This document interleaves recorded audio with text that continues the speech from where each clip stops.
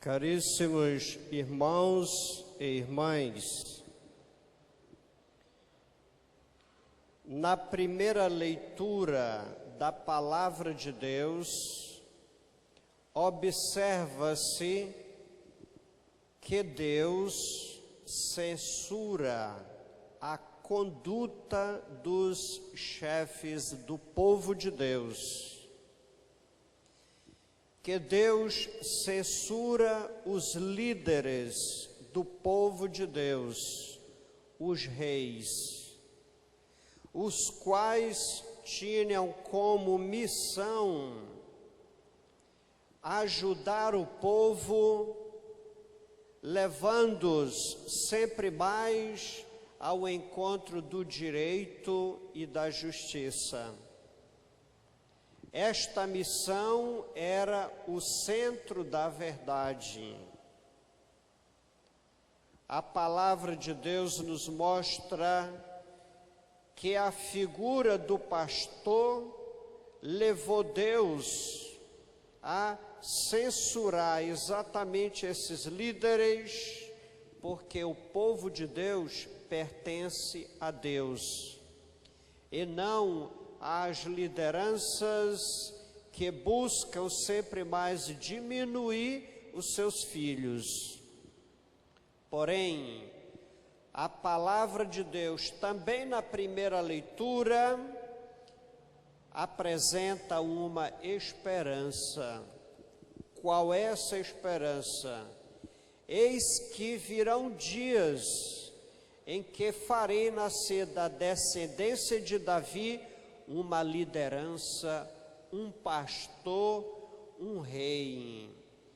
Ele será Senhor, nossa justiça.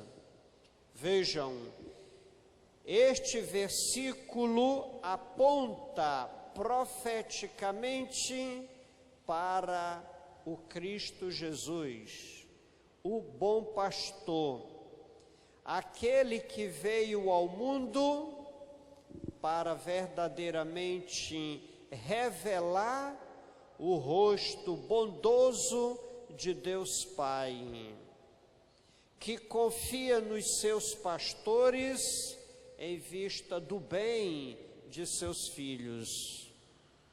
Ora, se aqui na primeira leitura os líderes são censurados aí por volta do século VIII, antes do nascimento de Cristo, no tempo do rei Sedecias, descobrimos que essa manifestação revelativa de um novo rei se concretizou quando, meditando o Santo Evangelho, que vai na mesma linha de pensamento reflexivo, descobrimos que os apóstolos, depois de terem sido enviados 2 a 2, como nos dizia o Evangelho do domingo passado, retornam e cheios de ânimo, de alegria, partilham com Jesus, com o Mestre, a experiência missionária. Jesus, vendo-os contentes, os convida a descansarem. Mas o que acontece? O povo de Deus, percebendo que os apóstolos iam descansar e que Jesus os acompanhava, imediatamente vai ao encontro deles, não os deixa quietos. Como é que diz o Evangelho? Jesus, vendo aquela multidão, teve compaixão, porque eram como ovelhas sem pastor. Caríssimos irmãos, qual é a beleza da mensagem da palavra de Deus para nós neste domingo? Se pegarmos a profecia de Jeremias e o Santo Evangelho, nós podemos fazer comparações e ir também tirando mensagens. Por exemplo, nota-se na primeira leitura que os chefes do povo exploravam o povo, quando eles deveriam defendê-los na justiça e no direito. Duas palavras, dois binômios muito caros no Antigo Testamento. No Evangelho, Jesus se dedica de corpo e alma com os apóstolos ao seu povo, a tal ponto de não terem tempo nem sequer para comer. Outra coisa, o povo de Deus vivia distante dos chefes, dos pastores.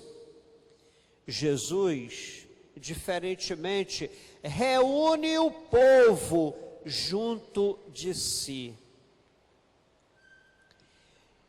Ora, trabalhar pelo reino de Deus, ser missionário, trabalhar pela causa da evangelização, não é uma labuta muito tranquila, não é. Porém, a situação do povo de Deus é desesperadora. Se a situação de todo aquele que se propõe a trabalhar pela igreja, pelo reino de Deus, não é uma vida tranquila, a do povo de Deus é pior. É uma situação desesperadora. Jesus mesmo constata, eram como ovelhas sem pastores. A palavra de Deus nos convida a tirar uma conclusão muito precisa. Nós não devemos esquecer que no mundo há uma multidão de gente que precisa de nós. Gente necessitada no corpo, na alma e no espírito. Gente necessitada afetiva, psíquica, espiritualmente. Por isso, a palavra de Deus hoje nos convida a olhar para o coração de Deus e a sermos esses pastores que estão aí não para aparecer como os tais. Ora, os fariseus e mestres da lei se consideravam pastores do povo, mas o povo, como na leitura de Jeremias, era descartado, era desprezado, era diminuído, era ignorado, era tido como pessoas impuras, como pessoas imerecedoras do reino de Deus.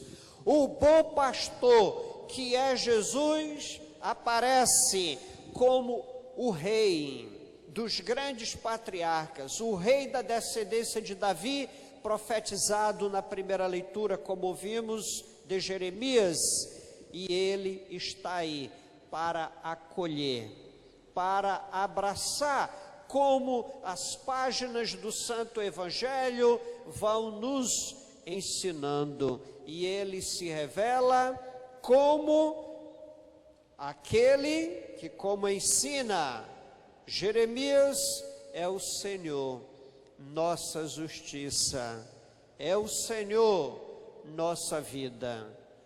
Nós devemos então rezar pela igreja, devemos rezar pelas lideranças políticas, para que descubram que o povo de Deus não pertence a nenhum deles. O povo de Deus pertence a Deus. Deus tem ciúme do seu povo.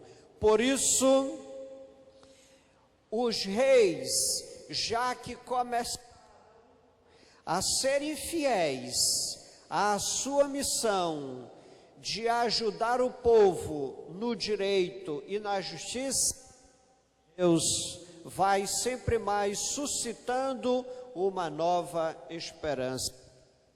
Tudo o que Deus quer é que sejamos sinal, um instrumento do seu amor, sinal, um instrumento da...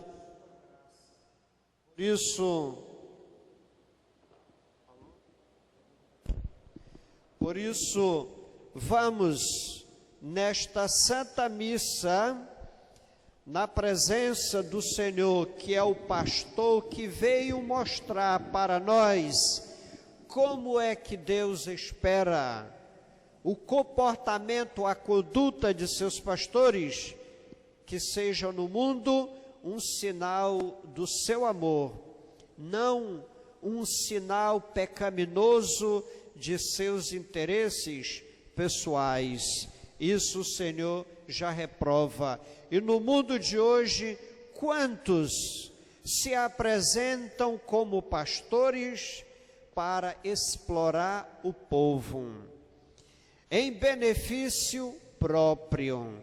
Além do mais, rezemos pelos pastores da igreja, os sacerdotes, a fim de que sejam no mundo um sinal da preocupação como o Senhor se preocupou, como indo ao encontro do povo, escutando o povo, dando pequenos sinais de vida. Quando alguém, por exemplo, pede uma bênção, que os sacerdotes deem a bênção, é sempre o bem, para que possam, quando são chamados a ir ao encontro de um doente, que sempre se apresentam disponíveis para isso. Por quê? Porque o Senhor fica triste com a constatação do Evangelho. Estão se dispersando. Por que estão se dispersando? Porque ficaram talvez com raiva da sua atitude, não encontraram acolhida. Então, rezemos pelos pastores da igreja, porque tudo o que o Senhor quer é que tenhamos um coração sumamente voltado para Ele. Por isso que os sacerdotes não se casam, porque para que possam carregar a preocupação do peso da igreja livres. Não se casam para que possam estar ligados ao povo de Deus de um modo livre e pleno, sem estar de rabo preso a algo.